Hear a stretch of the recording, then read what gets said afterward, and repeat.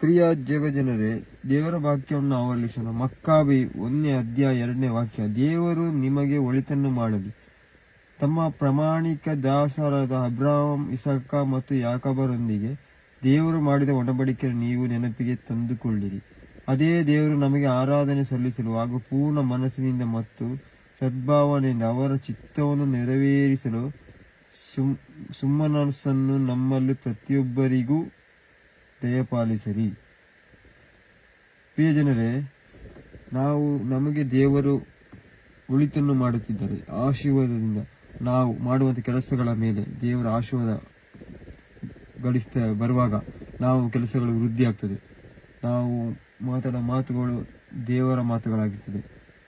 ನಾವು ಪ್ರೀತಿಸುವ ಪ್ರೀತಿಗಳು ದೇವರ ಪ್ರೀತಿಯಾಗಿರ್ತದೆ. ಅದೇ ರೀತಿಯಾಗಿ ನಾವು ದೇವರ ಸ್ವರ್ಗ ಸಾಮ್ರಾಜ್ಯವನ್ನು ಸೇರಲಿಕ್ಕೆ ದೇವರ ಚಿತ್ತದ ಪ್ರಕಾರ ನಡೆಯಬೇಕಾಗುತ್ತದೆ.